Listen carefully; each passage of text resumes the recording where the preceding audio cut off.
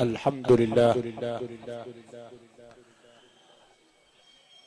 الحمد لله المتوحد بجلال البهاء،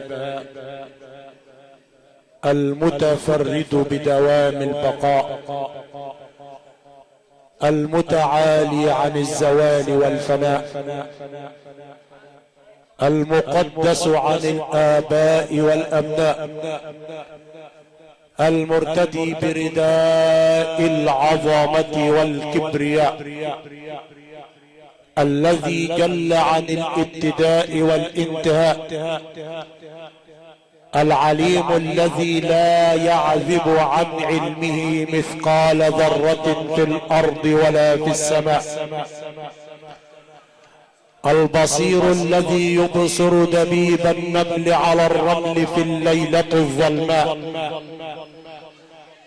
السميع الذي لا تشتبه عليه الأصوات المختلفة في الدعاء.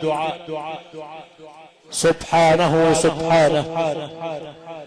جعل من كل مخلوق دليلا على عزته، ونصب علم الهدى على باب حجته، فكل الكائنات تنطق بوحدانيته، وكل موافق ومخالف يمشي تحت مشيئته. ولو نظرت بعين الفكر ترى دائرة الملك كلها في قبضته، ويسبح الرعد بحمده والملائكة من خيفته. وصلاة وسلاما على رمز الكمال وكمال الوجود، صاحب الخلق الأسمى والمقام الموعود، اسمه على باب الجنة مكتوب، من أطاعه دخل الجنة ومن عصاه ففي النار مكتوب. خاتم النبوة بين كتفيه مضروب، صاحب الحوض المورود، ماء حوضه مسكوب، به تتعلق الآمال، وإلى مسجده تشد الرحال، وبالصلاة عليه تنفرج الكروب. اللهم صلاة وسلاما عليك وعلى آل بيتك الأطهار سيدي يا رسول الله. إخوة الإيمان، ونحن في هذه الليلة القرآنية المباركة التي أقيمت إكراما وتكريما لإحياء ذكرى رحيل الوالد الكريم فضيلة القارئ الشيخ عبد الله الحصري. جئنا جميعا مواسين معزين أبنائه الكرام، داعين المولى تبارك وتعالى أن يجعلهم خير خلف لخير سلف.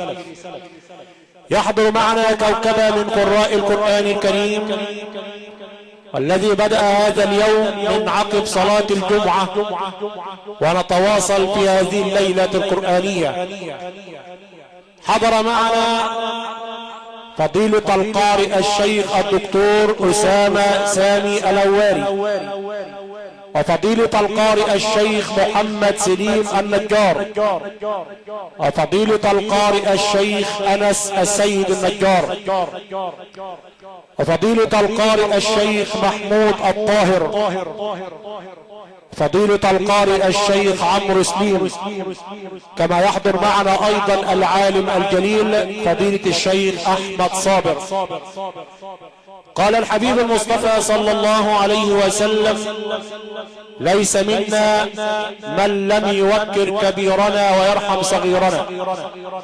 هو القائل أيضا: من أكرم ضيفا يعرفه فقد أكرمني، ومن أكرم ضيفا لا يعرفه فقد أكرم المولى تبارك وتعالى. هيا إخوة الإيمان، أعيرونا القلوب والأسماع، ففي رحاب القرآن الكريم ومع القارئ الكريم سيسبح بأرواحنا في فيضات النور المبين. فمع جمال الصوت وروعة التلاوة نعيش في رحاب تلاوة قرآنية مباركة يتلوها علينا قارئ كريم أكرمه المولى تبارك وتعالى بصوت جميل، وسافر إلى معظم الدول الأوروبية والعالم الإسلامي، وهو فخر محافظة الشرقية وقمر مركز بلبيس وابن قرية منية سنة، فضيلة القارئ الشيخ الدكتور أسامة سامي الهواري. أعوذ بالله من الشيطان الرجيم.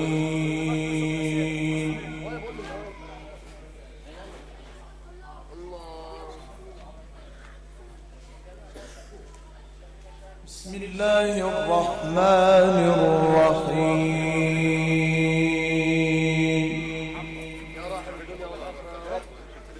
يا محمد ما كان فيش الحمام مفيش، ما تصعدش يا محمد. هات عبد الله خرج من فوق. عبد الله اجري. عبد الله انت رميت عليه خرج صغير يا عم. فرج عايز يعزيك كده ولا روح اجيب من الجكار وبيجي.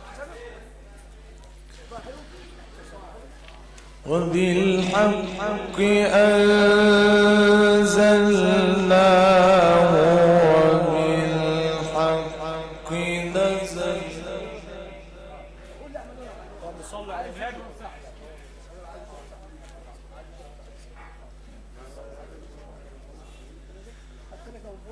وبالحق أنزلناه وبالحق نزل.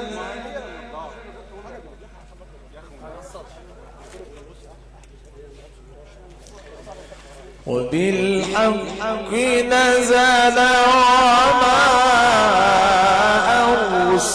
أرسلناك إلا مبشرا ونذيرا.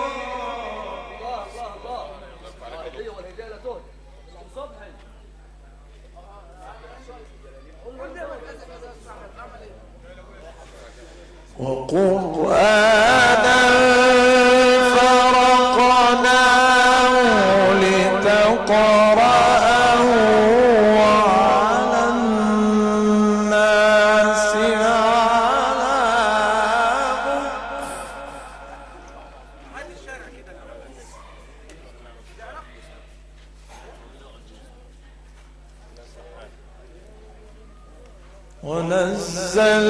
ونزلناه تنزيلا.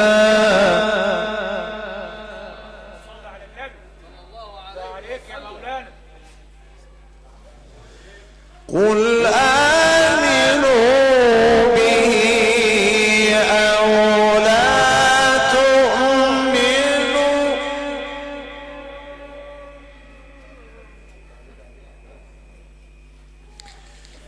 إن الذين أوتوا العلم من قبله إذا يتلى عليهم يخرون للأذقان سجدا. الله عليك يا جميل. الله يشرح صدرك. ويقولون سبحان ربنا إن كان وعد ربنا لمفعولا.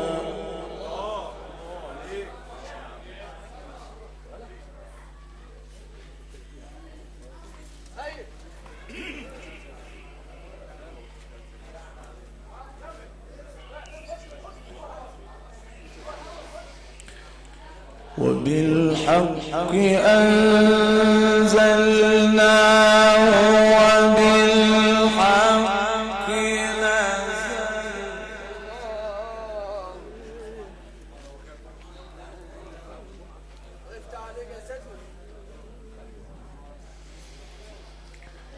وبالحق أنزلناه وبالحق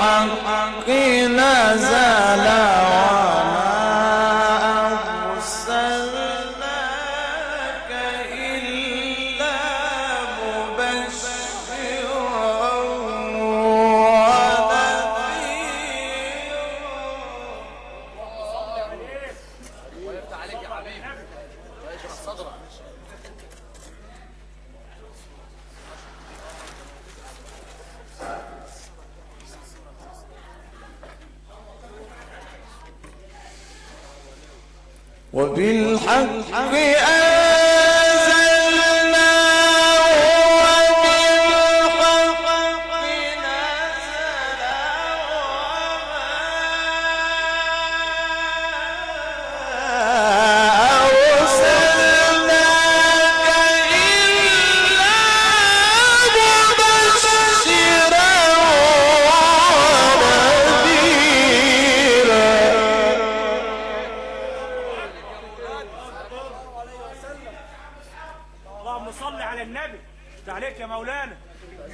عشان خاطر المشير الرئيس كريمه ستنا سيدة زينب. الله اكبر، الله يرحمه مات من اسبوعين. اهم حاجه ما تطلعش من فوق. وبالحق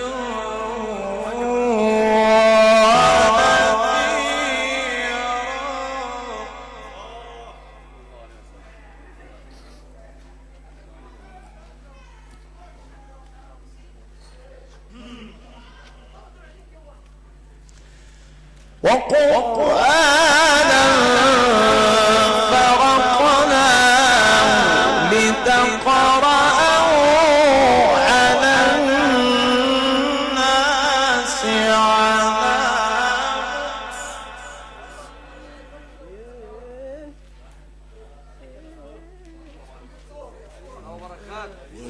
ونزلناه تنزيلا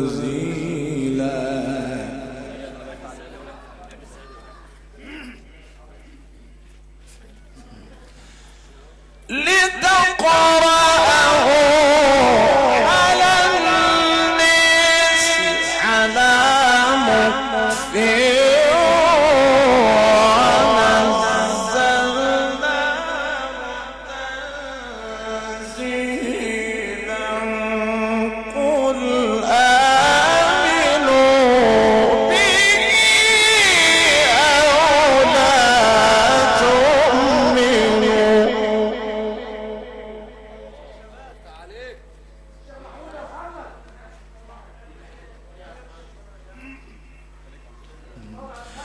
إن الذين أوتوا العلم من قبله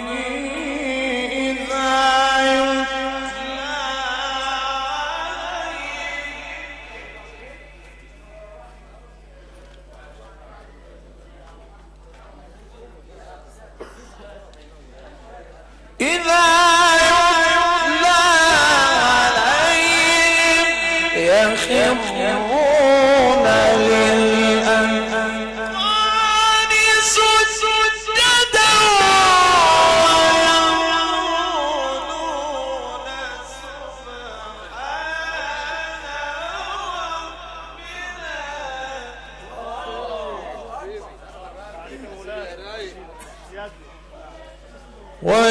ويقولون سبحان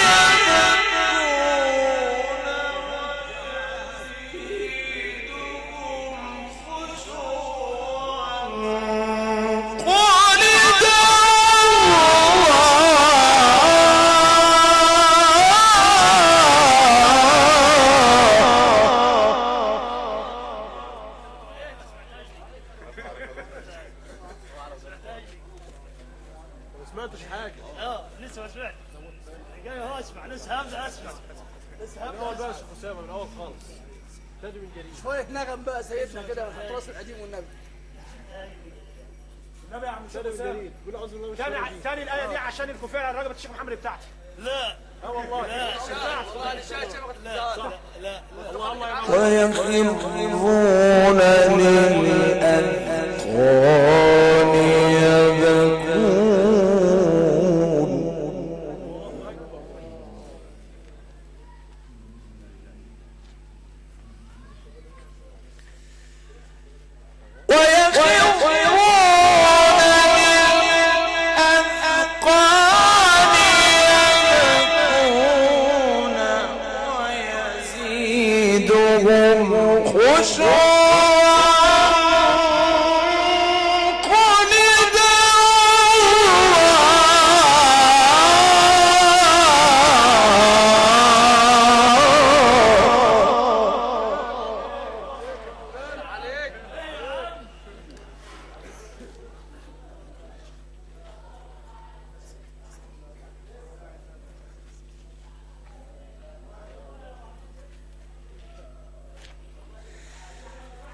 قل ادعوا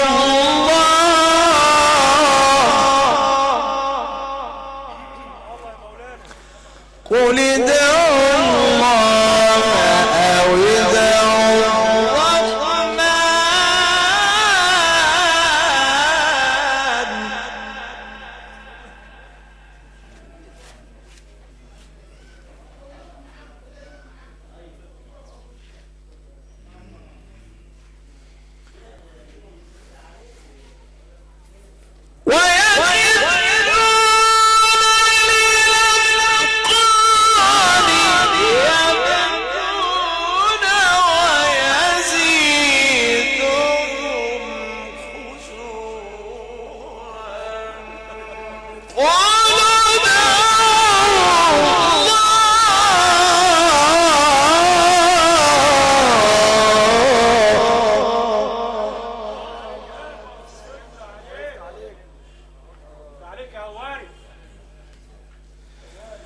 قل ادعوا الله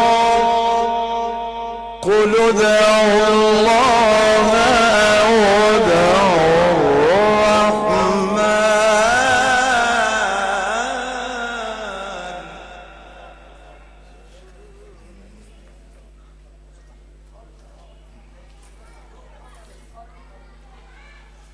قل ادعوا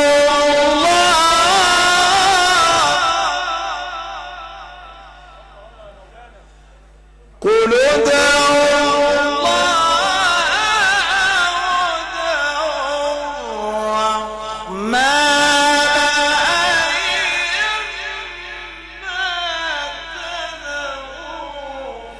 فله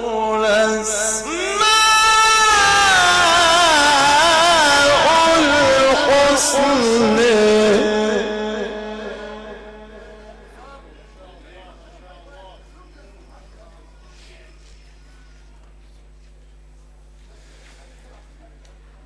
ولا تجهر بصلاتك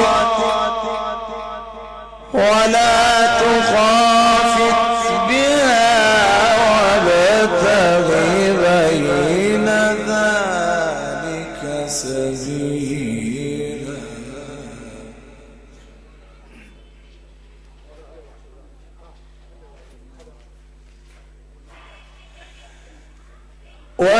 ويخرون للأذقان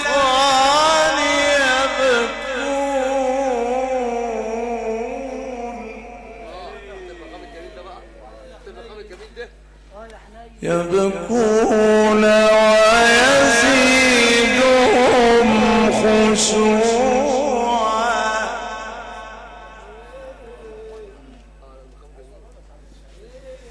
قل ادعوا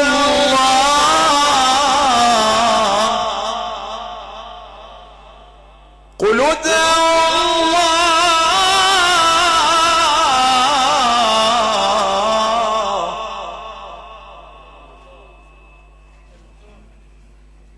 قل ادعوا الله أو ادعوا الرحمن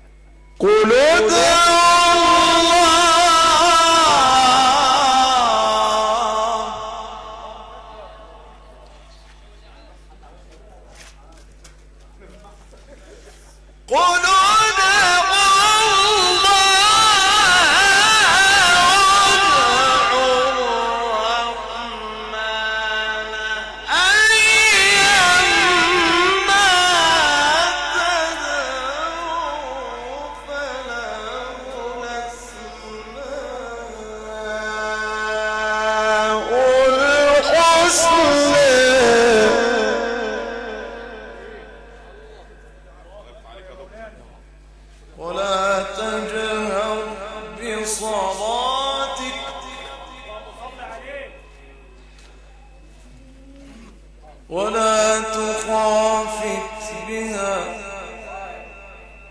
وابتغ بين ذلك سبيلا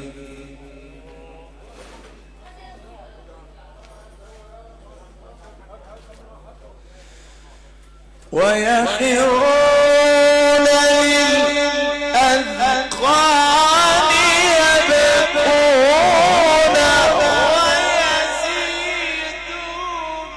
خشوعا قل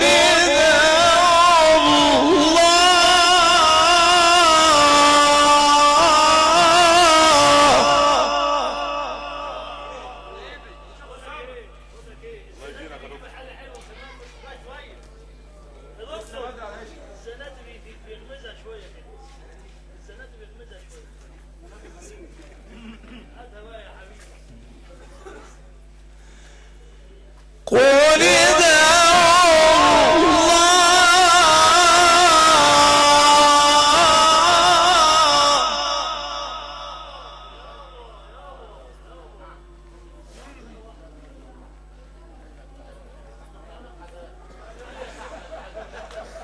قل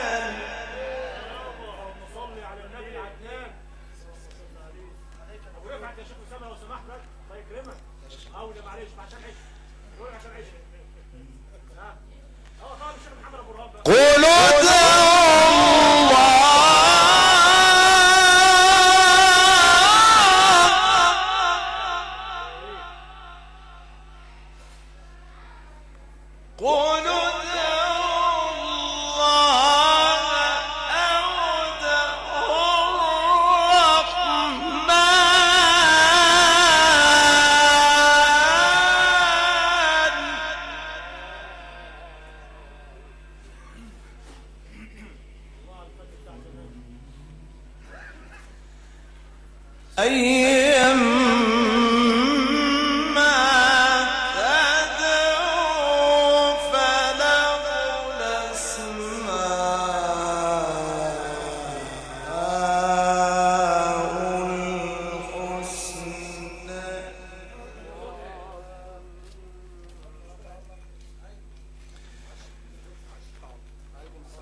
ولا تجهر بصلاتك ولا تخافت بها وابتغ بين ذلك سبيلا وقل الحمد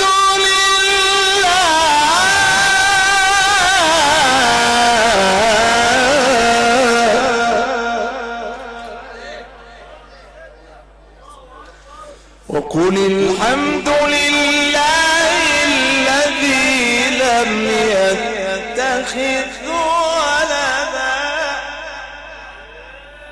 وقل الحمد لله الذي لم يتخذ ولدا ولم يكن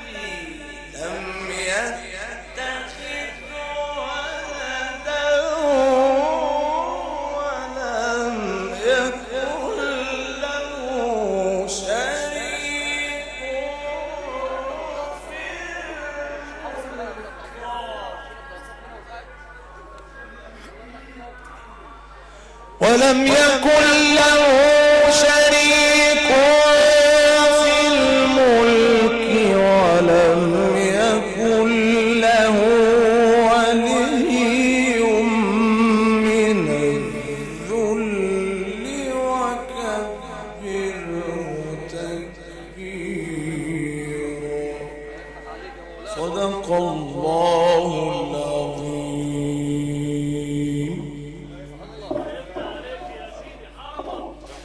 وبالحق أنزلناه وبالحق نزل وما أرسلناك إلا مبشرا ونذيرا وقرآنا فرقناه لتقرأه على الناس على مكث ونزلناه تنزيلا. عشنا وتعشنا إخوة الإيمان في رحاب هذه التلاوة القرآنية المباركة التي تلاها علينا فضيلة القارئ الشيخ الدكتور أسامة سامي العواري، والذي شرفنا من قرية منية سنة مركز بلبيس.